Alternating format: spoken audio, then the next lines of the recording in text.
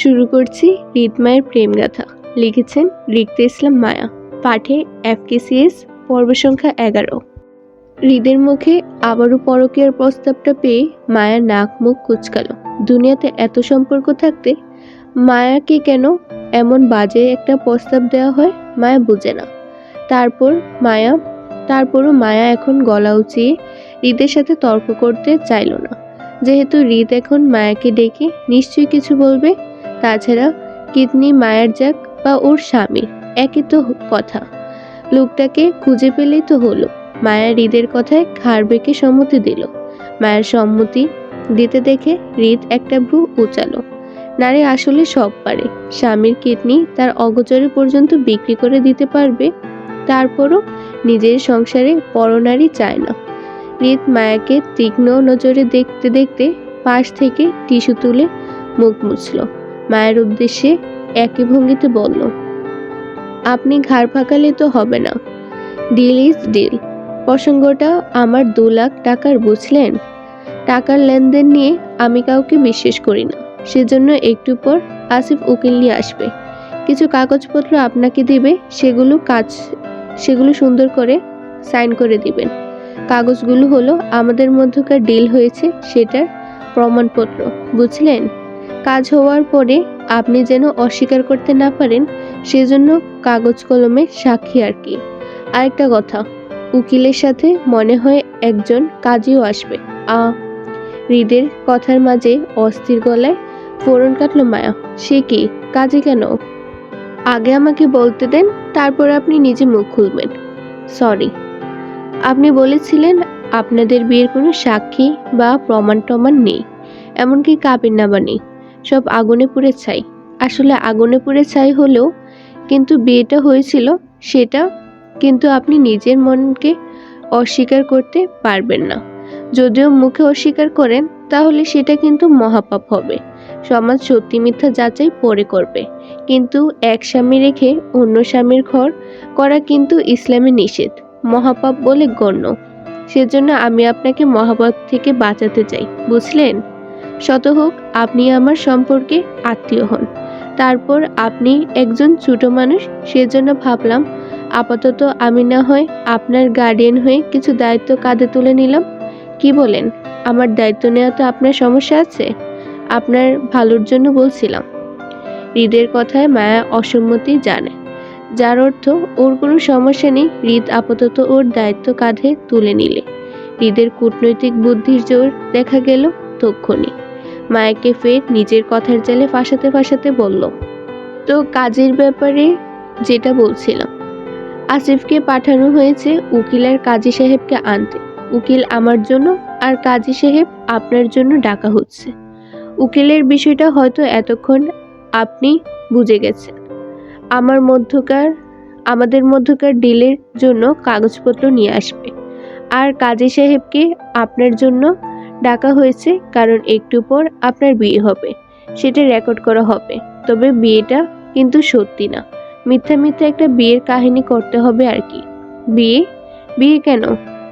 শুনেছি আপনার স্বামী নাকি অনেক দ্রুত ক্রিমিনাল মাইন্ডের, খারাপ প্রকৃতির লোক, খালি নিজের স্বার্থ বুঝে। এমন ব্যক্তির কাছে আপনাদের বিয়ের মিথ্যা প্রমাণ জোগাড় করা কিন্তু কোনো ব্যাপার না। চাইলেই টাকা দিয়ে 1000টা মিথ্যা প্রমাণ জোগাড় করতে পারবে। তবে আমার মনে হয় না সে এমন করবে। আমার মনে হয় সে আপনাদের বিয়েটা সমাজের সামনে অস্বীকার করে আপনাকে সারা জীবন ডিভোর্স না দিয়ে ঝুলিয়ে রাখবে। তখন আপনি কিন্তু স্বামীকে ডিভোর্স না দিয়ে দ্বিতীয় বিয়ে করতে পারবেন না। আমাদের ধর্ম কিন্তু সেই স্বীকৃতি নেই। যদি সে আপনাকে মেনে নেয় তাহলে তো সমস্যা নেই, আমাদের এই রেকর্ডেড বিয়েটার দরকার হবে না আর। কিন্তু যদি অস্বীকার করে তাহলে অত্যন্ত আজকের বিয়ের রেকর্ডটা কোর্টে শুনিয়ে আপনার পরিবারের ডিভোর্সের জন্য অ্যাপ্লাই করতে পারবে। তখন আপনার স্বামীর কিছু করার থাকবে না। কাজে যখন বিয়ে পড়াবে তখন সম্পূর্ণটা রেকর্ড করা হবে। কিন্তু বর ছাড়া একা একা কবুল বললে হবে? রেকর্ডে তো ছেলে মেয়ে দুজনেরকেই থাকতে হবে। আমি একা একা কবুল বললে ধরা পড়ে যাব না? ভারীর চিন্তার বিষয় তো। এই বিষয়টা আমার মাথায় আসেনি। আপনি একা কবুল বললে তো হবে না, তাই না? যেহেতু প্রমাণের জন্য মিথ্যে বিয়েটা হচ্ছে, সেহেতু ছেলে মেয়ে দুজনের গলার আওয়াজ প্রয়োজন পড়বে। কিন্তু এই মুহূর্তে ছেলে পাবো কোথায়? হৃদ ভাবুক হওয়ার ভান করলো। মায়া খানিকটা ভেবে পড়ল, আসিফ ভাইয়াকে না হয় বলুন আমার সাথে মিথ্যা মিথ্যা কবুল বলতে। মায়ের কথায় হৃদ খানিকটা নড়েচড়ে বসলো। তার সাজানো গুছানো সুন্দর প্ল্যানটাতে কিভাবে জল ঢেলে দিতে চাইছে এই মহিলা। হৃদ অসন্তুষ্ট গলায় বলল, আরে না, আসিফকে দিয়ে হবে না। আসিফ থাক। আচ্ছা, আমাকে দিয়ে হবে না? আপনার এই উপকারটা বরং আমিই করি। দায়িত্ব যেহেতু নিয়েছি, এতটুকু উপকার তো করাই যায়। আচ্ছা, লোকটার তথ্য তো আমি জানি না তেমন। এখন বিয়েতে যদি ওনার পরিচয় দরকার পড়ে, তাহলে কি দিব? আপাতত আমার পরিচয় দিয়ে আপনার মিথ্যে বিয়েটা কমপ্লিট হবে। তারপর আপনার স্বামীর পরিচয় পেলে নতুন করে ভয়েস এডিটিং করে আমার নাম কেটে না হয় আপনার স্বামীর নাম ঠিকানা বসাবো, হবে? মায়া ঘাড় বাঁকা করে সম্মতি দিল। এই মুহূর্তে হৃদকে মায়ের খারাপ মনে হচ্ছে না, বরং ভালোই মনে হচ্ছে। লোকটা মায়ের কত বড় উপকার করতে চাইছে। মায়া বেশ ফুরফুরে মেজাজ যে নাস্তাটা শেষ করতেই আসিফ কাজী আর উকিল নিয়ে হাজির হলো। পিছন পিছন রাহাতের সঙ্গে রাফিন, সুহাগ নামক আরো দুটা ছেলে আসলো হৃদ ভাইয়ের বিয়েতে উপস্থিত থাকবে বলে। আবার দেখা যায় তাদের দুজনকে মায়ের পক্ষে সাক্ষী হতে। মায়া হৃদের কূটনৈতিক বুদ্ধির খাতিয়ান বুঝতে পারল না, বরং হৃদ মায়াকে ভুলভাল বুঝিয়ে সোফায় গিয়ে বসলো দুজন, তাও দূরত্ব নিয়ে। উকিল সাহেব মায়ের দিকে বিয়ের রেজিস্ট্রি পেপার এগিয়ে দিতে মায়া সুন্দর করে সাইন করে দিল। ও মনে করলো কাগজগুলো ওদের চুক্তিপত্রে। মায়ের মুখোমুখি কাজী সাহেব বসা। তিনি মায়ার রেজিস্ট্রি পেপারে সাইন করার পরপরই হৃদ মায়ের কাবিননামা এগিয়ে দিল। মায়া তাতেও সাইন করলো, কিন্তু বরের জায়গাটা খালি দেখে হৃদের দিকে তাকালো এক পলক। সঙ্গে সঙ্গে চোখাচোখি হলো দুজনের। হৃদ পূর্ব থেকেই মায়ের দিকে তাকিয়েছিল, মূলত মায়ের দিকে উপস্থিত সবাই তাকিয়ে। মায়া জড়তার জন্য সবার সামনে হৃদকে প্রশ্ন করতে পারল না যে কাবিননামায় বরের জায়গাটা কে সাইন করবে সেটা। মায়া কাবিননামা সাইন করে কলমটা রাখলো। কাজী সাহেব হৃদের দিকে একই কাবিননামা এগিয়ে দিতে চাইলে হৃদ হাতের ইশারায় থামতে বলে উনাকে। হৃদ পরে সাইন করবে এমনটা হাতের ইশারায় বোঝাতেই কাজী সাহেব আর কথা না বাড়িয়ে বিয়ে পড়ানো শুরু করেন। কাজী সাহেব হৃদের নাম, তার বাবার নাম নিয়ে বিয়েটা পড়ানো শুরু করলে আসিফ হৃদের ফোনে রেকর্ড অন করে টেবিলের সামনে রাখলো। পুরো বিয়েটা রেকর্ড করার মধ্য দিয়ে সম্পূর্ণ হলো। মায়া বুঝলই না কোনো মিথ্যে বিয়েটিয়ে নয়, বরং সত্যিকার শক্তপোক্তভাবে আবারও একবার বিয়ে হলো দুজনে। মায়া মনে করলো হৃদ ওকে উপকার করছে, বিশাল বড় উপকার।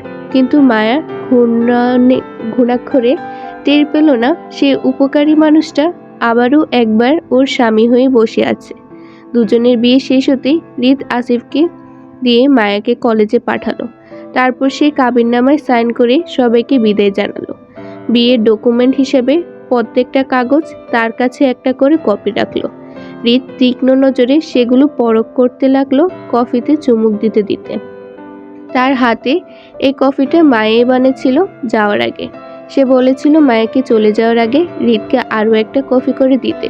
মায়া বিনা কথায় করেও দিয়েছে। হৃদ সূক্ষ্ম নজরে বিয়ের রেজিস্ট্রি পেপারগুলো দেখতে লাগলো বারবার। কাল মায়ার কথাগুলো হৃদকে ওইভাবে না বললে আজ হয়তো হৃদ কখনোই বিয়েটা করতো না।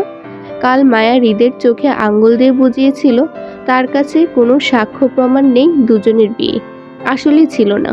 হৃদ কোনোভাবে বিয়েটা হয়েছিল বলে এমনটা প্রমাণ করতে পারতো না। সেজন্য তোড়জোড় করে আজকে বিয়েটা করে নিল হৃদ। এখন হৃদের কাছে প্রমাণ আর প্রমাণ। হৃদ সূক্ষ্ম চোখে আরো একবার কাগজগুলোকে চোখ বোলালো। তার বউ বোকা হলেও মাঝে মধ্যে কাজের কথা বলে বেড়ায়। তাকে বিয়ের আইডিয়া দেওয়াটা জোশ ছিল। কলেজে ঢুকতে ঢুকতে মায়ের 9টা বেজে গেল। আসিফ হৃদের গাড়ি করে মায়াকে একটুকু পথ দিয়ে গেল। এতক্ষণে কলেজে বেশ ভালোই আনাগোনা হয়েছে স্টুডেন্টদের। জুই এখনো কলেজে আসেনি, হয়তো একটু পর আসবে। তবে শ্রেয়াকে দেখা গেল কলেজের চত্বরেই। অবাক চোখে মায়ের দিকে তাকিয়েছিল সে। হয়তো বোঝার চেষ্টা করছিল মায়া ঈদের গাড়িতে কিভাবে আসলো। মায়া প্রথমে বুঝলো না শ্রেয়ার দৃষ্টির কারণ, কিন্তু তারপর ঠিকই বুঝলো যখন শ্রেয়া মায়াকে এ নিয়ে প্রশ্ন করলো সে কিভাবে হৃদের গাড়িতে আসলো। মায়া খুব স্বাভাবিকের ন্যায় জানালো সে হৃদের সাথে দেখা করতে গিয়েছিল, সেজন্য হৃদের গাড়িতে করে আসা। তবে মায়া বিস্তারিত ভেঙে না বললে শ্রেয়াও বিস্তারিত জানার আগ্রহ দেখালো না, বরং শ্রেয়া যেটা জানার আগ্রহ দেখালো সেটা হলো, তো হৃদ ভাইকে কেমন লাগে মায়া? দুই বান্ধবী কলেজ ভবনের দ্বিতীয় তলার করিডোরে দাঁড়িয়ে। পরীক্ষার 10টা, জলদি আসায় তাই আপাতত ক্লাসের সামনে দাঁড়িয়ে। শ্রেয়ার কথায় মায়া করিডোরের রেলিংয়ের দেওয়ালে ঘেঁষে দাঁড়িয়ে শ্রেয়ার দিকে কপাল কুঁচকে তাকালো। লোহমায় গলায় শ্রেয়ার প্রশ্নটা শুধিয়ে জানতে চাইল, কেমন লাগে মানে কি? কি বোঝাতে চাইছিস? ঠিকঠাক প্রশ্ন কর, তারপর না হয় উত্তরটা আশা করিস। মায়ের কথায় কিঞ্চিত বিরক্ত হলো শ্রেয়া, তারপরও মায়াকে বোঝাতে চেয়ে বলল, ঠিকঠাক প্রশ্নই তো করলাম, ছেলে হিসেবে হৃদ ভাইকে তোর কেমন লাগে? শ্রেয়ার প্রশ্নে মায়ের কুঞ্চিত কপালের ভাঁজ শিথিল হয়। বেশ অবজ্ঞা করেই বলল, কেমন আবার লাগবে? 8-10টা ঠিকঠাক মানুষের মতন লাগে, তবে ওনার রাগ অহংকারের সাথে সাথে লোকটা একটু বেশি সুন্দর। এত সুন্দর মানুষের বউগুলোর কপাল খারাপ হয় বুঝলি। সুন্দর পুরুষগুলো বউকে ভালোবাসতে চায় না, কারণ তাদের নিজেদের রূপের অহংকারই শেষ হয় না। সেখানে বউদের রূপ তো ডাল ভাত বুঝলি। এই সুন্দর পুরুষগুলার বাহিরের নজর বেশি থাকে, বিয়ের পর পরকীয়া সম্পর্ক কিন্তু এদের দিয়েই হয়। যদি সবটা আমার ব্যক্তিগত মতামত, তবে এই কারণে আমার সুন্দর পুরুষে অ্যালার্জি, সহ্য হয় না। আমি তো নিজের জন্য পারফেক্ট কালো পুরুষই নির্বাচন করব, যে আমার রূপের প্রশংসা করতে করতে পঞ্চমুখ থাকবে, সারা জীবন আমার আঁচল ধরে ঘুরবে আর বলবে, বউ আমাকে একটু ভালোবাসো তো, দেখো তোমার ভালোবাসায় আমি কাঙ্গাল হয়ে যাচ্ছি দিন দিন। ভালোবাসায় এত কৃপণতা করলে চলে বলো? তারপর যেদিন আমি একটু রাগ টাগ দেখাবো সেদিন সে এসে বলবে, বউ ধরো তো এই পরা পানিটা খাও, পীর বাবার থেকে এনেছি তোমার জন্য। এই পরা পানিটা খেলেই তুমি আর রাগটা করবে না, বরং আমাকে বেশি বেশি ভালোবাসবে। এটা বাসির পানি পড়া, তুমি বরং খাও খাও। মায়ের ব্যক্তিগত মতামত আর স্বামীকে নিয়ে অদ্ভুত সব কথাবার্তায় হতভম্ব হয়ে শ্রেয়া বলল, ভালোবাসার জন্য বুঝি কেউ পরা পানি খাওয়ায়? এটাও সম্ভব বুঝি? মায়া ধীর গলায় উত্তরে আসলো তক্ষুনি, অসম্ভব, অবশ্যই সম্ভব। সোলমেট বুঝিস? বিবাহিত জীবনে যারা সোলমেট পায় তাদের দেখবি এমন ছোট বড় সব পাগলামোই করে বেড়ায় পার্টনারদের জন্য। তাই আমিও আল্লাহর কাছে নিজের জন্য একটা সোলমেট চাই, সে যেমনই হোক কিন্তু আমার সোলমেট হোক। আমার বিশ্বাস আমি পাবো, আর সেজন্য সোলমেট হিসেবে নিজের জন্য একটা কালো ছেলেকে চাই। নয়তো দেখা যাবে হৃদ খানের মতন সুন্দর কোনো পুরুষ যদি স্বামী হিসেবে কপালে জোটে, তখন জামাই আমার পিছনে পিছনে নয়, বরং আমি জামাইয়ের পিছনে পিছনে পীর বাবার পরা পানি নিয়ে ঘুরতে হবে তার ভালোবাসা বাড়ানোর আশায়, বুঝলি? মায়ের চিন্তা ভাবনার ধরন সব সময় সবার থেকে অদ্ভুত হয়। যেখানে সবাই নিজের জন্য পারফেক্ট হৃদ খানের মতন জামাই চায়, সেখানে মায়া এমনভাবে হৃদকে অবজ্ঞা করছে যেন হৃদের সুন্দর হয়ে পাপ করে ফেলেছে। হৃদ সুন্দর হয়ে পাপ করে ফেলেছে। মায়ের মতে হৃদের মতন তুচ্ছ জিনিস আর কিছুই হতে পারে না। শ্রেয়া আগ্রহ নিয়ে জানতে চাইল, আচ্ছা ধর, যদি তোর নিখুঁত জামাই কোনোভাবে হৃদ ভাইয়ের মতন সুন্দর কোনো পুরুষ হয়, তাহলে কি করবি? শ্রেয়ার কথায় মায়া আবারও দৃঢ়তা দেখিয়ে বলল, হবে না। আমার জামাই হৃদ খানের মতন এত সুন্দর হবে না। লোকটাকে আমি সেদিন রাতের আধারে যদিও তো দেখিনি, তবে আমি গ্যারান্টি ওয়ারান্টি দিয়ে বলতে পারি সে এত সুন্দর হবে না। আমার জামাই লম্বা সম্বা বলিষ্ঠবান কালো কোনো পুরুষ মানুষ হবে দেখিস, একদম আমার মন মতন। মায়ের কথায় খানিকটা অসন্তুষ্টি গলায় জানালো শ্রেয়া। বিরক্তি নিয়ে বলল, না দেখে এমন গ্যারান্টি দিচ্ছিস কিভাবে তুই? যদি সত্যি সত্যি সেই হৃদের মতন সুন্দর কোনো পুরুষ হয় তাহলে কি করবি? জামাই সুন্দর বলে ছেড়ে দিবি? হ্যাঁ? এবার মায়ের গলার দৃঢ়তা নুয়ে আসলো। কণ্ঠ খাদে এনে বলল, এমন ছোটখাটো বিষয়ে জামাই ছাড়লে হবে বল? শত হলেও বউ হই আমি তার। দায়িত্ব নিয়ে বেশি বেশি পানি পীর বাবার পরা পানি খাওয়াবো আমি, এই আর কি। স্বামীর প্রসঙ্গ আসতে মায়া কেমন গলে গিয়ে পল্টি নিল কথায় কথায়। মায়ের কথায় একটা অন্ধ লোকও বলে দিতে পারবে মায়া ওর স্বামীকে কতটা চায়। আচ্ছা, যদি কখনো এমন হয় যে মায়ের ভালোবাসার স্বামী মায়েরই কোনো অপছন্দের মানুষ বের হলো, তখন কি একই ভালোবাসা থাকবে মায়ার, যেমনটা এখন দেখাচ্ছে স্বামীর জন্য? শ্রেয়ার মনে বেশ কৌতূহল জাগলো। আচ্ছা, মায়া তো হৃদ ভাইকে অপছন্দ করে, তাহলে শ্রেয়া কি হৃদ ভাইকে নিয়ে একটা উদাহরণ দিবে মায়াকে? মায়ার কি উত্তর দেয় অত্যন্ত জানতে পারবে শ্রেয়া। আচ্ছা মায়া, এমনি ধর, জাস্ট কথার কথা জিজ্ঞেস করছি। হ্যাঁ, যদি এমন হয় তোর নিখুঁত স্বামী কোনোভাবে তোর অপছন্দের হৃদ খান বের হলো, তাহলে তুই কি করবি? এটা জানার পর মায়া ভাবলো না এক মুহূর্ত, চট করে উত্তর দিয়ে বলল, প্রথমত সে হবে না, নো চান্স। তারপরও যদি মনে করতে বলিস তাহলে যেটা স্বাভাবিক সেটাই করব, বিচ্ছেদ মানে তালাক। হ্যাঁ, তুই যে এখন এত ভালোবাসিস সেটা ভুলে যাব। যদি ভাই ছাড়তে না চায় ছাড়িয়ে নেব, তারপরও ভাইয়ের সাথে থাকবি না? না। মায়ের দৃঢ় গলার কথায় শ্রেয়া বুঝতে পারে মায়া আসলেই হৃদকে পছন্দ না, কোনোভাবেই না। এজন্য অযৌক্তিকভাবে হৃদ ভাইয়ের উদাহরণটা দেওয়াটা হয়তো শ্রেয়া ঠিক হয়নি। শ্রেয়া বলল, তোর এত অপছন্দ কেন হৃদ ভাইকে? তাকে অপছন্দ করার অনেকগুলো কারণ আছে। তার মধ্যে একটা হলো, হৃদ খান কখনো আমার ব্যক্তিগত ওই মানুষটা হিসেবে আমার কল্পনাতে আসেনি। শ্রেয়া বেশ হেসেই উড়িয়ে দেওয়ার মতন করে মায়ের পাশ ঘেঁষে করিডোরে রেলিং ঘেঁষে দাঁড়িয়ে বলল, তোর হৃদ ভাইকে পছন্দ না, অথচ আমি তার কাজিন হই। আমার চোখের দেখা মতে কত মেয়ে যে হৃদ ভাইয়ের জন্য মুখিয়ে থাকে। আমি স্কুলে গেলে সিনিয়র আপুরা পর্যন্ত হৃদ ভাইকে চিঠি দিত আমাকে দিয়ে। আমি কখনো ওই চিঠিগুলো হৃদ ভাইকে দিতাম না থাপ্পড় খাওয়ার ভয়ে। রাস্তায় ডাস্টবিনে ফেলে দিতাম আর আপুদের গিয়ে বলতাম হৃদ ভাই ছিঁড়ে ফেলে দিয়েছে। তাছাড়া তুই এখন হৃদ ভাইদের নতুন আত্মীয় হয়েছিস, একটু আশেপাশে চোখ ঘোরালে অবশ্যই দেখবি কত মেয়ে ভাইকে চায়। এমনকি আমার কাজিন হৃদ ভাইয়ের খালাতো বোন শশী আপুর ক্রেজ তো এখনো দেখিসনি। বাপরে, দেখলে তুই অবশ্যই শকড হবি। আমি এখন বলবো না, তুই অবশ্য নিজের চোখে দেখতে পারবি দ্রুত। তাছাড়া আমি যতটুকু জানি হৃদ ভাই আর শশী আপুর মধ্যে নাকি প্রেম টেম সম্পর্ক আছে, পারিবারিকভাবে বিয়েও ঠিক, হয়তো সামনে হয়েও যাবে। অথচ তুই বলছিস তোর হৃদ ভাইকে পছন্দ না। তোর জায়গায় আমি হলে তো এমন সুন্দর বিয়ের উপর ক্রাশ খেয়ে তার প্রেমে উষ্টা খেয়ে পড়তাম সেই কখন। কিন্তু তুই তো ইন্টারেস্টেডই দেখাচ্ছিস না। হৃদের প্রেম ভালোবাসা সম্পর্কে কথা শুনলেও মায়ের তেমন ভাবান্তর হলো না, বিষয়টা পাত্তা দিল না। যেহেতু হৃদকে ওর পছন্দ না, তাই হৃদের প্রেম বা বিয়ে নিয়ে ওর মাথা ব্যথা নেই।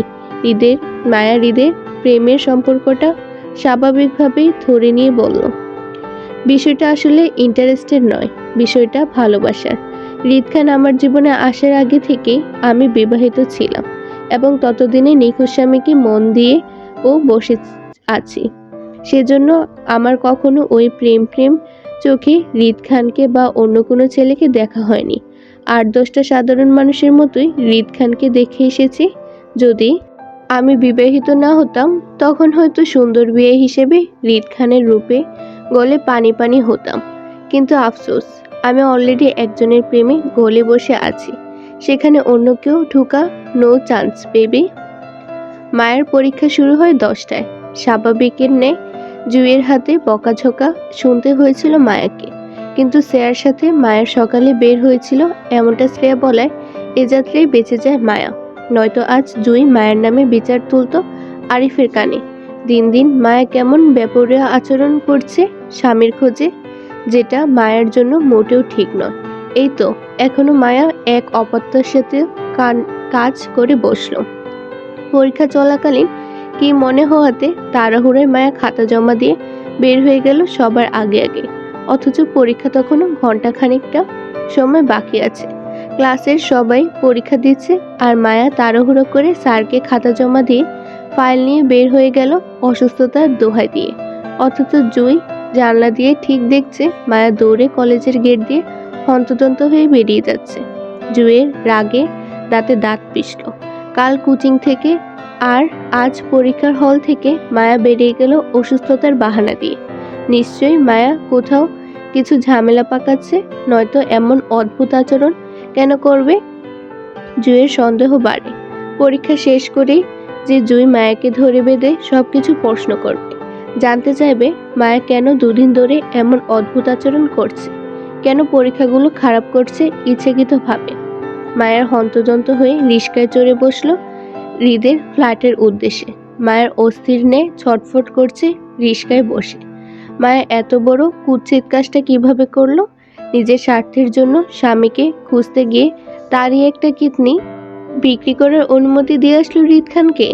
এটা অন্যায়ের থেকেও জঘন্য পাপ হয়েছে মায়ার। কাউকে ভালোবাসলে তার ক্ষতি করা যায় না, শুধু ভালো রাখার দোয়া করা যায়। মায়া তো ওর স্বামীকে ভীষণ ভালোবাসে, তাহলে লোকটার এত বড় ক্ষতি কিভাবে করলো মায়া? ওর বুক কাঁপলো না? মায়া কি আদৌ ওর স্বামীকে ভালোবাসে? যদি ভালোবাসতো তাহলে এমনটা মায়া কখনো করতে পারতো না ওর স্বামীর অগোচরে। তীব্র অপরাধ বোধে মায়ের রিস্কার মধ্যে বসে ঝরঝর করে কেঁদে উঠল। যে লোকটাকে ও এখনো দেখেনি পর্যন্ত, সে লোকটাকে কত বড় বিপদে ফেলে দিল মায়া। সুজা কিডনি বিক্রি করে দিন তার অগোচরে। মায়া কি আদৌ ভালো বউ? ওর মতন জঘন্য বউ কেউ হতে পারে না এই দুনিয়াতে। মায়ের সর্বোচ্চ নিকৃষ্ট বউ হলো ওর স্বামীর। মায়ের হঠাৎ কান্নায় রিস্কা চালক চমকে পিছনে তাকালো। গাড়ির গতি কমিয়ে মায়াকে তিনি কিছু জিজ্ঞেস করতে চাইলে মায়া চোখ মুছতে মুছতে রিস্কাওয়ালার উদ্দেশ্যে বলল, চাচা একটু দ্রুত চালাবেন গাড়িটা। রিস্কা চালক আর প্রশ্ন করল না মায়াকে, বরং তিনি মায়ের কথা স্বাভাবিকের ন্যায় থেকে দ্রুত গাড়িটা টানলো মায়ের দেওয়ার ঠিকানায়। মায়ের রাস্তায় পথের দিকে তাকালো, হৃদকে আশেপাশে দেখা যায় কিনা তা দেখতে। মায়াকে আজ সকালে আসিফ কলেজে ড্রপ করার সময় বলেছিল ওরা আজ ঢাকায় ব্রেক করবে। এবার ফিরতে মাস দুয়েক সময় নিবে। হৃদ দেশের বাহিরে যাওয়ার কথা। এমনত অবস্থায় যদি মায়া এখন হৃদের কাছে পৌঁছানোর আগে হৃদ চট্টগ্রাম ছেড়ে চলে যায়, তাহলে মায়ার আর নিষেধ করা হবে না যে ওর স্বামীর কিডনি নিয়ে কোনো ডিল করতে চায় না ও। মায়াকে যেন হৃদ সকালের উকিলের দেওয়া ডিলের কাগজগুলো ফেরত দিয়ে দেয়, এটাই বলবে। মায়া এখন আর ওর স্বামীকে খুঁজবে না। যেদিন মায়া 2 লাখ টাকা জোগাড় করতে পারে সেদিন খুঁজবে, নয়তো থাক। মায়া এবার নিজেই খুঁজে নিবে ওর স্বামীকে। তারপরও হৃদের সাথে স্বামীর কিডনি নিয়ে কোনোরূপ ডিল করবে না মানে করবেই না। এই যাত্রায় মায়ের ভাগ্য ভালো হয় রিস্কা থেকে নেমে হৃদের বিল্ডিং এর নিচে আসিফকে দেখলো গাড়ি নিয়ে দাঁড়িয়ে আছে, হয়তো অল্পক্ষণে চলে যাবে। আসিফের সঙ্গে ড্রাইভার সহ আরো 10-12টার মতন ছেলেপেলে দাঁড়িয়ে থাকতে দেখলো মায়া। মায়া সেদিকে এগিয়ে যেতে রাহাত সালাম দিল। আসিফ মায়াকে এই সময়ে দেখেও কিছু বলল না, বরং মায়া কিছু বলার আগে আসিফ স্বাভাবিকের ন্যায় জানালো হৃদ উপরে আছে এবং রেডি হচ্ছে। মায়া সিঁড়ি ভেঙে দ্রুত উপরে উঠল। দরজায় নক করতে দেখলো ভিতর থেকে দরজাটা খোলা। হয়তো হৃদ বেরিয়ে যাবে বলে লাগায়নি। মায়া চাপানো দরজা ঠেলে ভিতরে ঢুকতে দেখলো হৃদ সোফায় বসে সুচ পড়ছে। কারো উপস্থিতি টের পেতে হৃদ বেখেয়ালিভাবে চোখ তুলতেই দৃষ্টি মিলল মায়ের সাথে। মায়াকে অসময়ে দেখে খানিকটা কপাল কুঁচকালো। তৎক্ষণাৎ দৃষ্টি ঘুরিয়ে তড়াক করে তাকালো দেওয়ালের ঘড়ির দিকে। এক পলক সময়টা দেখে নিল, মাত্র দুপুর 12টা 5 মিনিট। তার মানে মায়ার পরীক্ষা এখনো শেষ হয়নি, রানিং। তাহলে এই মেয়ে এই অসময়ে পরীক্ষা রেখে হৃদের বাসায় কি করছে? হৃদ পুনরায় নিজের সুচ পড়ায় স্থির হলো। কি চাই? আমি সকালে আমাদের মধ্যকার ডিলের কাগজপত্রগুলো ফেরত চাই ভাইয়া। আমার স্বামীর ক্ষতি করে কোনো কিছু করব না আমি। আপনি আমাকে সকালের কাগজগুলো ফেরত দিন প্লিজ। আপাতত কোনো চুক্তিতে যেতে চাই না আমি। যেদিন আপনার চাওয়া টাকা জোগাড় করতে পারবো সেদিন ওই লোকটাকে খুঁজবো, নয়তো না। তারপরও আমি আমার স্বামীর কিডনি দিয়ে কোনো রকম চুক্তিতে জড়াবো না। মায়ের হৃদের দিকে এগিয়ে আসতে আসতে দৃঢ়তা দেখিয়ে কথাগুলো বলল। হৃদ চুজ পড়তে পড়তে মায়ের কথাগুলোর যথাযথ অর্থ বুঝতে চাইল। ডিলের নাম করে হৃদ যে সকালে মায়ের থেকে কায়দা করে কাগজগুলোতে সাইন নিয়েছিল তার সবগুলোই তো ছিল তাদের বিয়ের রেজিস্ট্রি পেপার আর কিছু বিয়ের সত্যায়িত প্রমাণপত্র। কোনো কিছুই তো চুক্তিপত্র ছিল না। এখন এই বোকা মেয়েকে কে বোঝাবে সেই কথা? এই নারী বুঝবে? হৃদ কি এখন নিজের কিডনি বিক্রি করবে নাকি আজও? হৃদ মায়ের কথায় তেমন পাত্তা দিল না। শুনতে না পাওয়ার মতন করে সুচ পরে উঠে দাঁড়ালো। মায়াকে আদেশ করে বলল, ফ্রিজ থেকে ঠান্ডা পানি নিয়ে আসো। হৃদের হঠাৎ আদেশে মায়ের বিরক্তির সাথে সাথে উপচে পড়া রাগও হলো।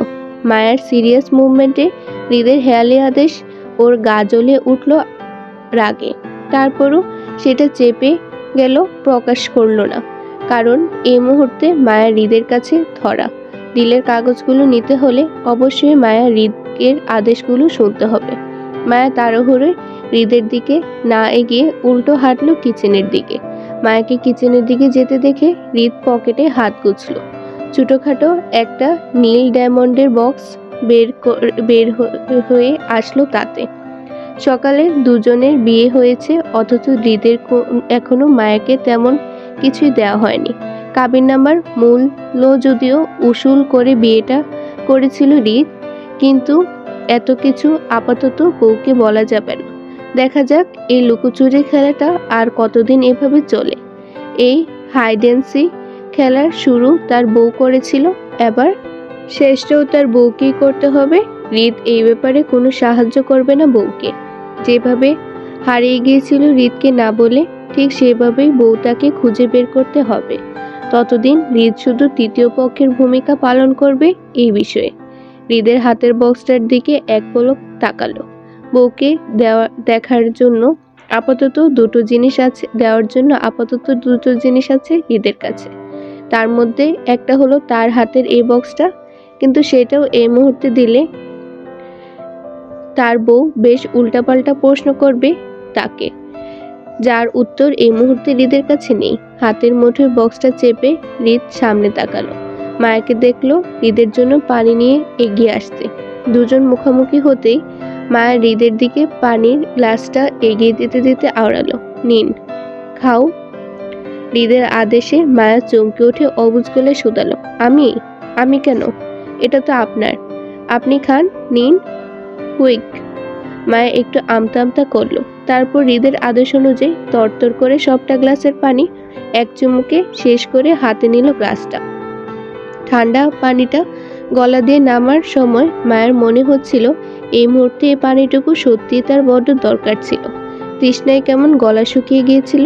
টেনশনে, দুশ্চিন্তা আর অস্থিরতার জন্য মায়া এতক্ষণ যাবৎ ঠাহর করতে পারেনি। কিন্তু হৃদ কিভাবে টের পেল মায়ের তৃষ্ণার শুকিয়ে যাওয়ার গলাটার সম্পর্কে? মায়ের জানা নেই, আর না জানতে চায়। তবে এই মুহূর্তে হৃদকে একটা ধন্যবাদ দিতে দরকার বলেই মায়া ছোট করে বলল, ধন্যবাদ। হৃদ হালকা ঝুঁকে সোফার টেবিলের উপর থেকে ফ্ল্যাটের চাবির রিংটা হাতে নিতে নিতে মায়ের মুখে ধন্যবাদ শব্দটা শুনল। তাতে হ্যাঁ বা না তেমন কিছুই বলল না সে। কেবল চাবির রিংটা হতে একটা এক্সট্রা চাবি খুলে হাতে নিল, আর সেটা মায়ের দিকে এগিয়ে দিতে দিতে বলল, এটা তোমার, টেক দিস। বিষণ্ণে মায়া চমকিত চোখে হৃদের হাতের দিকে তাকিয়ে নিজের হাতের পানির গ্লাসটা টেবিলের উপর রেখে চাবিটা নিল। বড় সাইজের একটা চাবিকাঠি, যেটা উল্টো পাল্টে দেখে হৃদের উদ্দেশ্যে বলল, এটা কিসের চাবি? এই ফ্ল্যাটের। তো এটা আমাকে দিচ্ছেন কেন? এটা দিয়ে আমি কি করব? এই চাবির গুরুত্ব ও মূল্যায়ন দুটোই ভবিষ্যতে বুঝতে পারবে তুমি। প্রয়োজন পড়বে তোমার। হৃদের সিরিয়াস কথাটাও মায়ের নিকট তেমন কেমন হেয়ালি ঠেকলো।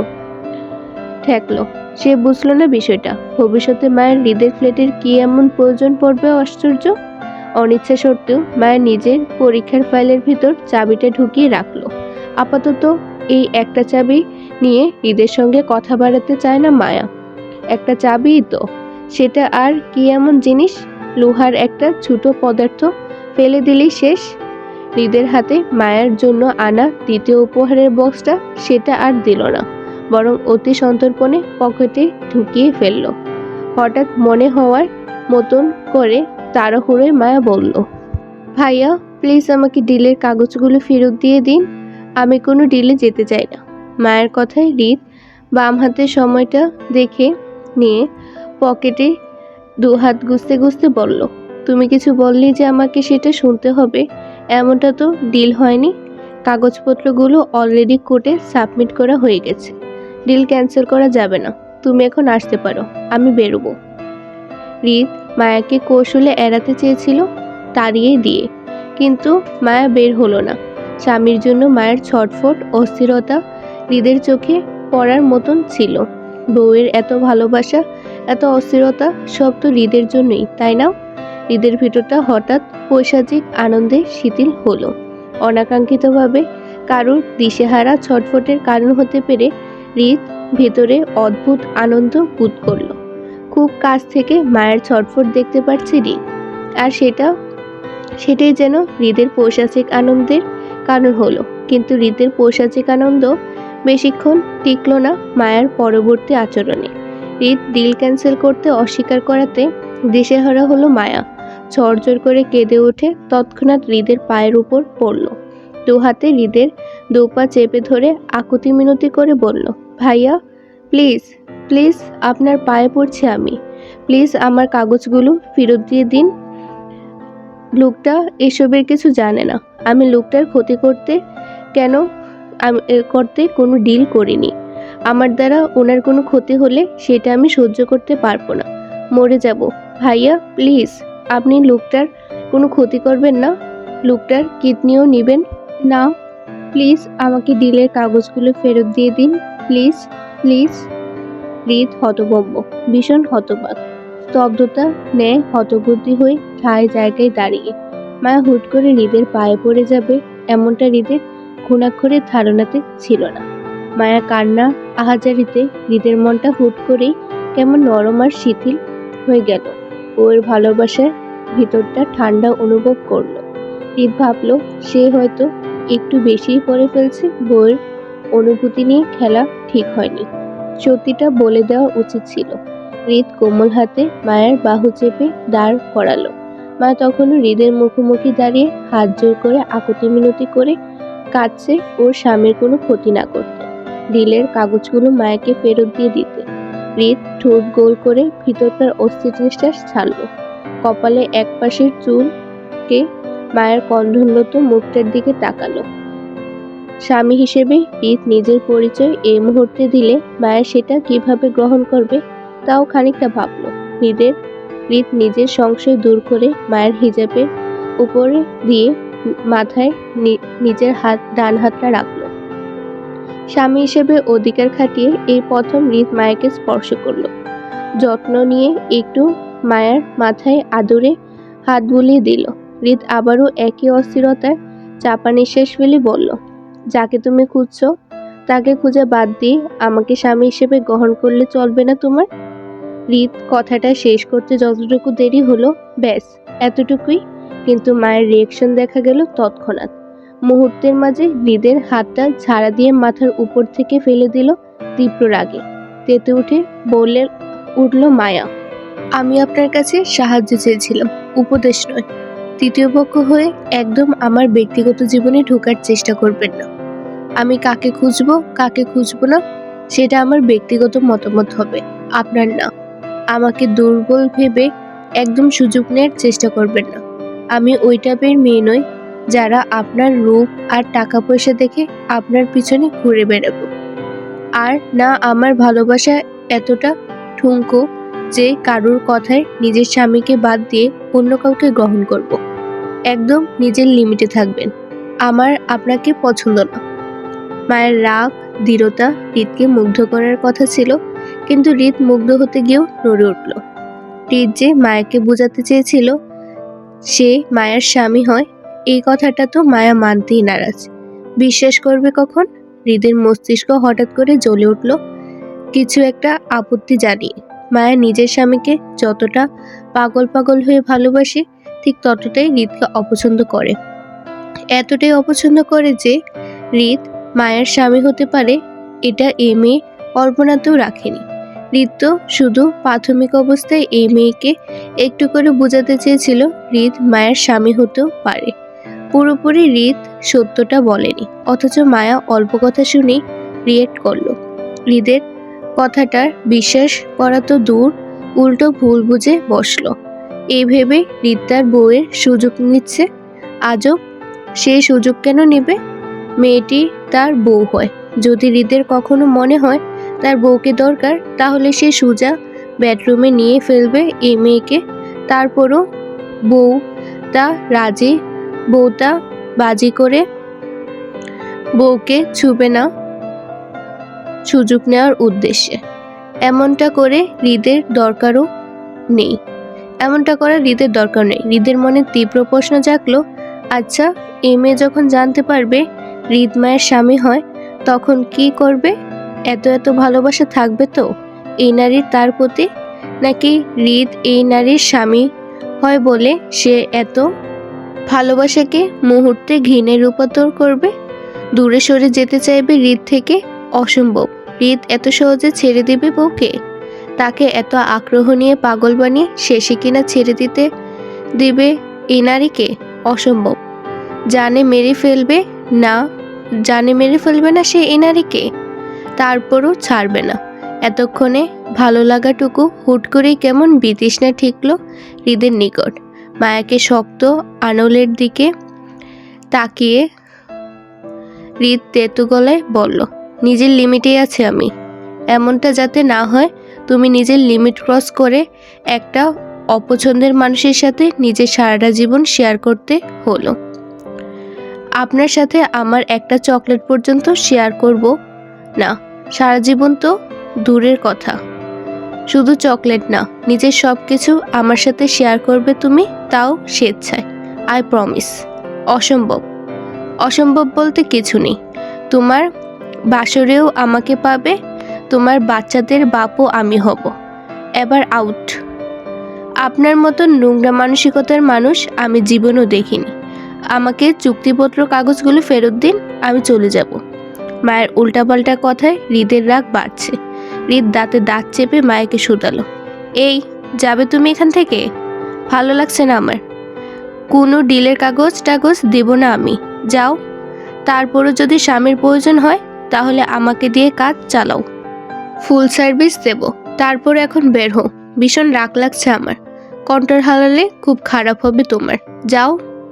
হৃদের কথায় মায়া রাগান্বিত চোখে জেদ ধরে দাঁড়িয়ে রইল। হৃদের মতন এত খারাপ ভাষায় কেউ তাকে কুপ্রস্তাব দেয়নি। মায়ার রাগটা যে কোথায় হচ্ছে বলা দায়। হৃদ মায়াকে যেতে না দেখে তেতে ওঠে। হৃদ বেশ বুঝতে পারছে মায়া হৃদকে ভালোবাসে না, এমনকি ভবিষ্যতে স্বামী হিসেবে হৃদের পরিচয় পেলেও যে মায়া এই ভালোবাসা থাকবে না সেটাও হৃদ বেশ বুঝতে পারছে।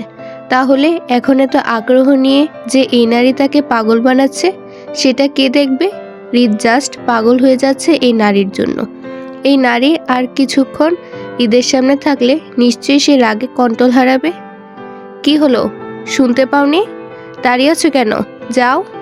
তোমার এই নাটক দেখানো ভালোবাসা আমি অলরেডি বুঝেছি, আর কাহিনী করতে হবে না। যাও। আর হে, স্বামীর দেখা তুমি এ জীবনে আর পাবে না।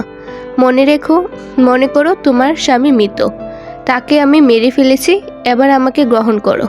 হৃদের বাকি কথাটা শেষ করার আগেই মায়ার অনাকাঙ্ক্ষিত আক্রমণের শিকার হলো হৃদ। টেবিলের উপরে রাখা সেই পানির গ্লাসটা তুলে মায়া হঠাৎ ছুঁড়ে মারল হৃদের দিকে। হৃদের অপরাধ, সে মায়ের স্বামীকে মৃত বলেছে। আকস্মিক ঘটনায় হৃদ নিজেকে সরানোর সুযোগ পায়নি। সে কেবল নিজেকে বাঁচাতে মুখের উপর আড়াআড়ি হাত বাঁধল রক্ষা করতে, যার দরুন মায়ের ছুঁড়ে দেওয়া ভারী গ্লাসটা হৃদের হাতের কবজাতে আর কপালে লাগলো। এতে করে হৃদের হাতের ঘড়ির কাঁচ ভেঙে মুহূর্তেই হাত কেটে রক্ত বেরিয়ে কবজাতে ছড়ালো। কপালটাও গ্লাসের কাছে লেগে আংশিক রক্ত গড়ালো। হৃদ মুখের উপর হাত বেঁধে ঝুঁকে রইল কয়েক সেকেন্ড। মূলত পুরো বিষয়টা হৃদের বুঝতে কয়েক সেকেন্ড লাগলো।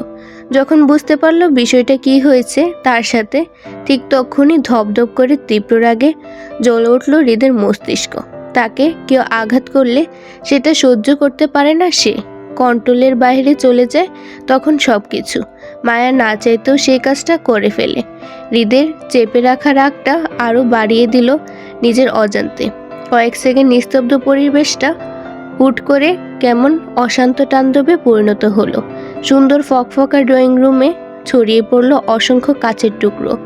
হৃদ রাগের বসে মুহূর্তে মাঝে সোফার টেবিল মাথার উপরে তুলে আছড়ে মারল সজোরে। তীব্র শব্দে অসংখ্য কাঁচ ভাঙা ছড়িয়ে পড়ল চারপাশে। মায়ের পায়েও গিয়ে বিঁধল সেই কাচের টুকরো কিছু। এবার রক্ত মায়ের পা থেকেও বেরোলো। ভয়ে মায়া মৃদু চেঁচিয়ে উঠল। হৃদের এত রাগের শিকার হয়নি কখনো।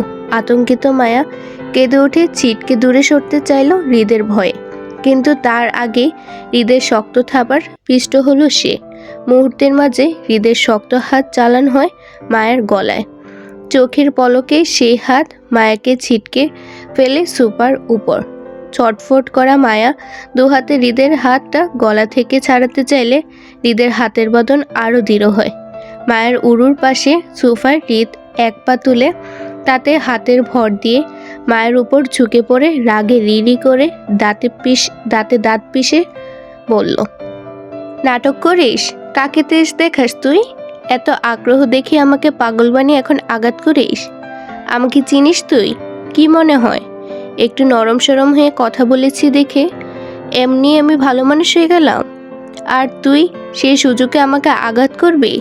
তোর বাপ দাদার 14 গোষ্ঠীকে নখের উপর তুলে মেরে ফেললেও কারোর বাপের ক্ষমতা নেই ঠাহর পাওয়ার। সোজা গায়েব করে দিব আজকে শেষবার। নেক্সট টাইম এই একই ভুল করবি তো তোর এই সুন্দর শরীরটা আগে ছিঁড়ে খাবো, তারপর তোর পরিবারের কাছে তোকে পার্সেল পাঠাবো তাদের জানাতে যে আমি কতটা খারাপ। মনে রাখিস। হৃদের কালো মার্সিডিস গাড়িটা খানবাড়ির গেট ধরে ঢুকতে বাগানের চত্বর থেকে আরাফ খান তাকালো সেদিকে। বাড়ির মালিদের সঙ্গে দাঁড়িয়ে কাজ দেখাচ্ছিলেন তিনি। অসময়ে হৃদের গাড়িটা বাড়ির গেট ধরে ঢুকতে দেখে তিনি সেদিকে আগায় হাতের লাঠিটা ভর করে। আজকাল হৃদের মতিগতি ভালো ঠেকছে না ওনার কাছে। যে ছেলেকে ধরে বেঁধে চট্টগ্রামে আনা যেত না সেই ছেলে আজকাল ঘন ঘন পাড়া পড়ছে চট্টগ্রামের মাটিতে। ব্যাপারটা সন্দেহজনক, ভীষণ রকমের সন্দেহজনক। তিনি আরও 2 দিন আগে শুনেছিলেন এই ছেলে চট্টগ্রামে এসেছে। ওনাদের সাথে দেখা না করে মুরাদপুর ফ্ল্যাটে পড়েছিল 2 দিন, কিন্তু কেন পড়েছিল জানা নেই। সেই কারণটা আপাতত তিনি জানেন না। শুনেছে এর মধ্যে বাবা নিহালের সঙ্গে দেখা করেছে হৃদ, কিন্তু ওনাদের কাছে আসেননি, দেখাও করেনি। এমনটাও তো না যে হৃদ চট্টগ্রামে তার বাবার কাজে এসেছে। তিনি বেশ বুঝতে পারেন হৃদ তার মতলবে আজকাল হুটহাট চট্টগ্রামে চলে আসে।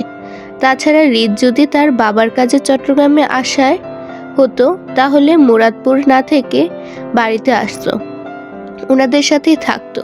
কিন্তু হৃদের মুরাদপুর থাকার পেছনে নিশ্চয়ই সাংঘাতিক ব্যাপার স্যাপার আছে ওনার মনে হয়, নয়তো এই ঘাড়তেরা হৃদ খান এমনি কোথাও পড়ে থাকার মানুষ না। যেখানে এই ছেলে বাপ মা বিচ্ছেদের পর নিজের বাড়িতে না থেকে নিজের আলাদা বাড়িতে উঠেছে, সেই ছেলে আর যাই হোক অন্তত মতলব ছাড়া মুরাদপুরে পড়ে থাকবে না। বিচক্ষণ আরাফ খানের হাতে লাঠির ভর করে সামনে এগোলো। হৃদকে দেখলো গাড়ি থেকে নেমে কেমন গুমোট গম্ভীর মুখে হনহন করে চলে যাচ্ছে বাড়ির ভিতরের পথে। কিন্তু মাঝপথে পথ আটকে দাঁড়ালো আরাফ খান। যাওয়ার পথে বাধা পাওয়ায় বিরক্তিতে কপাল গোটালো হৃদ। আরাফ খানের দিকে তাকিয়ে বিরক্তি কণ্ঠে বলল, কি সমস্যা, কি চাই? চাই তো অনেক কিছু, কিন্তু তুই তো দিতে অক্ষম। তুই তো আর আমার বউ না, নাতি হোস, দিবি কেমনে? আরাফ খানের রসিকতার কথায় হৃদের বিরক্তি বাড়ে। এমনি মন মেজাজ ভালো না, বউয়ের সাথে রাগারাগি করে এসেছে সে। হৃদের বিরক্তি নিয়ে পাশ কাটাতে চাইলে আরাফ খানের কিন্তু আবারও এই একইভাবে পথ আটকে দাঁড়ালো তিনি। জহুরি দৃষ্টিতে হৃদের পা থেকে মাথা অবধি পরখ করলো একবার। হৃদের বাম হাতের কবজিতে বেশ বড়সড় একটা ব্যান্ডেজ চোখে পড়ল ওনার। সাথে কপালে দেখলো একটা ওয়ান টাইম ব্যান্ডেজ করা। এই অল্প সময়ে তিনি ভাবলেন হৃদ হয়তো মারামারি করে নিজের মাথা আর হাত ফাটিয়ে এসেছেন। তাই তিনি তীক্ষ্ণ গলায় হৃদকে প্রশ্ন করে বলল, তোর এই অবস্থা কেন? কি করে এসেছিস তুই? হৃদের সোজাসাপটা উত্তর, বিয়ে করে এসেছি। আরাফ খান বলতে দেরি, কিন্তু হৃদের তৎক্ষণাৎ উত্তর আসতে দেরি হলো না। চট করে নির্লিপ্ত গলায় বলে ফেলল কথাটি। হৃদ স্পষ্টভাষী, সে কখনো কোনো কথা মিথ্যা বা লুকোচুরি করে না, আর না কাউকে পরোয়া করে। স্থান কাল মানুষভেদে করেও সে সর্বদা স্পষ্ট ভাষায় কথা বলতে পছন্দ করে, বলেও। আরাফ খান জানেন হৃদ স্পষ্টভাষী, সর্বদা সত্য কথা বলে। তারপরও তিনি হৃদের এই বিয়ে করে এসেছি এই কথাটা বিশ্বাস করলেন না। বিশ্বাস না করার পিছনে অবশ্য কারণ আছে। বিগত কয়েক বছর ধরে হৃদকে বিয়ের জন্য চাপ দিচ্ছেন ওনারা, কিন্তু সে রাজি নয়। এমনকি হৃদ বিয়ে করবে না বলে এই নিয়ে বাসায়ও তুমুল হুলস্থুল পাকিয়েছিল। কত কাহিনী করলো হৃদের বিয়ে করবে না বলে। সেজন্য তো বাধ্য হয়ে হৃদ থেকে 3 বছরের ছোট 27 বছরের ফাহাদের বিয়ে করলো। নয়তো হৃদকেই আগে বিয়ে করাতেন ওনারা। এখন এত কাহিনীর পর যদি হঠাৎ করে হৃদ এসে বলে সে বিয়ে করে এসেছে, তাহলে ওনারা বিশ্বাস করবে না, এটি স্বাভাবিক। হলেও তাই আরাফ খান হৃদের বিয়ের কথাটা এক রক্তিও বিশ্বাস করেননি। উল্টো তিনি ভাবলেন হৃদ ওনার সাথে হেয়ালি করছে। সেজন্য তিনিও হৃদের সাথে হেয়ালিপনা করেই বলে, বিয়ে করে এসেছিস ভালো কথা, কিন্তু তোর এই অবস্থা কেন? বিয়ে করতে কি যুদ্ধ করা লাগে নাকি? আঘাত পেয়েছিস কিভাবে? আবারও হৃদের দায়সারা উত্তর আসলো, বউ মেরেছে। বউ মেরেছে?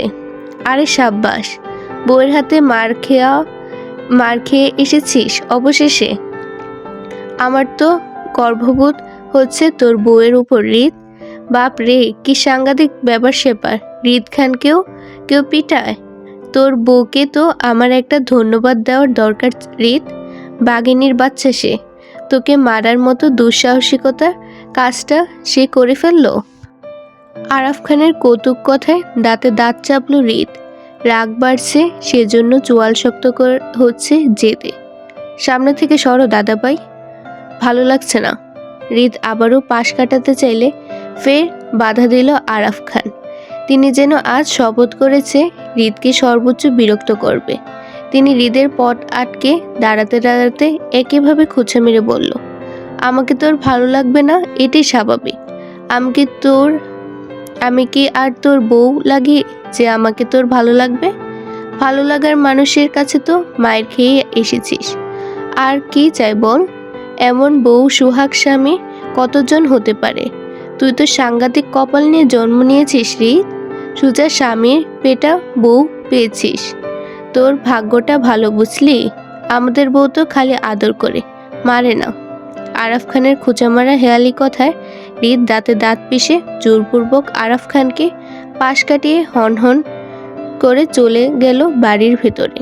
হৃদকে চলে যেতে দেখে বৃদ্ধ বয়সের ঝুলন্ত চামড়াও সুন্দর হাসলেন তিনি। হৃদের চলে যাওয়ার দিকে হাসতে হাসতে ঘুরে তাকাতে তক্ষুনি চোখে পড়ল আসিফকে। হৃদের গাড়ি পার্কিং করে এদিকটাই আসছে, কিন্তু আসিফের ভাবভঙ্গিমা এমন যে সে চুরি করে ধরা পড়ে যাওয়ার ন্যায় অবস্থা। আরাফ খান তীক্ষ্ণ দৃষ্টি ফেলে আসিফকে চোরের মতন মতিগতিটা চট করে ধরে ফেলল। আসিফ যে ওনার হাত থেকে রক্ষা পাওয়ার জন্য এমন চোরের মতন পলায়ন করতে চাইছিল সেটা বুঝতে পেরেই তিনি আসিফের ভয়টা আরও বাড়িয়ে দিয়ে তক্ষুনি হাঁক ছেড়ে ডাকলো আসিফকে, এই হৃদ ভাইয়ের বলদ, এদিকে আয়। আসিফ থমথমে মুখে আরাফ খানের দিকে এগিয়ে আসলো। পালাতে গিয়েও আরাফ খানের চোখে ধরা পড়ে যাওয়ায় আসিফ বোকা হাসলো। মাথা চুলকাতে চুলকাতে আরাফ খানের সামনে দাঁড়াতে তিনি সন্দেহভাজক দৃষ্টিতে আসিফকে পরখ করে বলল, কি ব্যাপার, কাহিনী কি বলতো? আজকাল ঘন ঘন কি করিস তোরা চট্টগ্রামে? কি চলে তোদের? আসিফ বোকা হেসে উত্তর করে বলল, কিছু চলে না দাদা ভাই, এমনি এমনি কাজে এসেছিলাম আমরা। কি কাজে আসছিলি শুনি? তোর হৃদ ভাই যে বলে গেল সে বিয়ে করেছে, ঘটনা কি সত্য? আসিফ একইভাবে বোকার মতো বলল, হৃদ ভাই বলেছে এমনটা? যদি বলে থাকে তাহলে হবে হয়তো সত্য, আমি কিছু জানি না। সারাদিন তো থাকিস হৃদের সাথে বলদের মতন, আবার বলিস জানিস না কিছু। সত্যি করে বলতো, তোদের মধ্যে কিছু কি চলে? আমার তো তোদের দুজনকে কেমন সন্দেহ সন্দেহ লাগে। কোনো সম্পর্ক টম্পর্কেতে জড়িয়ে পড়িসনি তো তোর? আবার ছিটকে দূরে সরে যাওয়ার মতন পিছু হটল আসিফ। নাক মুখ কুচকে আহাজারি করার মতন করে বলল, আস্তাগফিরুল্লাহ, নাউজিবিল্লাহ, কি বললেন এসব দাদা ভাই? হৃদ ভাই আমার বস হয়, আমার কাজ হৃদ ভাইয়ের সঙ্গে থাকা, নয়তো আমি মেয়েতে ইন্টারেস্ট। তোদের ইন্টারেস্ট বুঝবো কেমনে? হ্যাঁ, কোনোদিন তো দেখলাম না দুই বলদের এক বলদও একটা মেয়ে পটাইতে। খালি বলদের মতন সারাদিন একজন আরেকজনের নাম ডাকিস। তুই বকিস হৃদ ভাই করে, আর তোর হৃদ ভাই মরে আসিফ আসিফ করে। এখন আমরা তোদের প্রেমিক প্রেমিকা মনে করতেই পারি? নাউজুবিল্লার কথাবার্তা বললেন না দাদা ভাই। হৃদ ভাইয়ের ভাবি আছে, ভাই শুনলে আমাকে ছাড়বেন। হৃদ ভাইয়ের ভাবি আছে মানে? হৃদ কি ভাবিতে ইন্টারেস্ট নাকি? আমতা আমতা করে আসিফ বলল, না মানে হৃদ ভাইয়ের ভাবির সম্পর্কেও হৃদ ভাই ভাবির সাথে সম্পর্ক আছে। আরাফ খান অবাক হওয়ার মতন করে বলে, কি বলিস এসব? হৃদ শেষেমেশে কোনো ভাবির সাথে সম্পর্ক জড়ালো আসিফ? বউটা কার বউয়ের সাথে পরকিয়া করে হৃদ? ভয়ে পেয়ে ভিতরটা মোচড় দিয়ে উঠল আসিফের। কথায় কথায় সে অনেক কিছু বলে ফেলেছে আরাফ খানকে। যদি এসব কথা হৃদের কানে যায় তো আসিফকে আস্ত রাখবে না। হৃদ পছন্দ করে না ওর পার্সোনাল লাইফ সম্পর্কে কাউকে শেয়ার করা। আসিফ আরাফ খানের কথার ফেসাদে পড়ে কিভাবে যে মুখ ফসকে কথাগুলো বেরিয়ে গেছে। এখন আসিফ যদি আর কিছুক্ষণ আরাফ খানের সম্মুখে দাঁড়িয়ে থাকে তাহলে তিনি খুঁচিয়ে খুঁচিয়ে বাকি কথাগুলো আসিফের পেট থেকে বের করবেন নিশ্চিত। আসিফ নিজেকে বাঁচাতে হঠাৎ করে দৌড় লাগালো বাড়ির ভেতর দিকে। আকস্মিক ঘটনায় হতভম্ব হয়ে যায় আরাফ খান।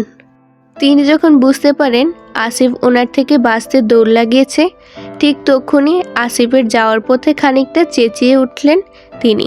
বললেন, আরে আরে বলত, বলে তো যা, হৃদ কার বউয়ের সাথে পরকিয়া করে বেড়াচ্ছে?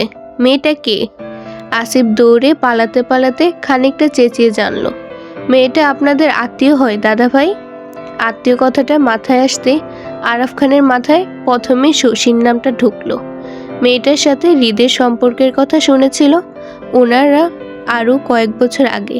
দুজনকে বিয়ে দিতে চেয়েছিল ওনারা, কিন্তু শশীর বয়স কম হওয়ায় বা শশীর পড়াশোনা শেষ হয়নি বলে বিয়ে আর হয়নি। তারপর কি হলো কি জানি, হৃদ বিয়ে করবে না বলে একেবারে বেঁকে বসলো। আরাফ খানের মনে হলো হৃদ আবারও হয়তো শশীর সাথে প্রেমের সম্পর্কে মজেছে। যদি তাই হয় তাহলে আবার দুটোকে ধরে হাতে হাতে বিয়েটা সেরে ফেলবে ওনারা।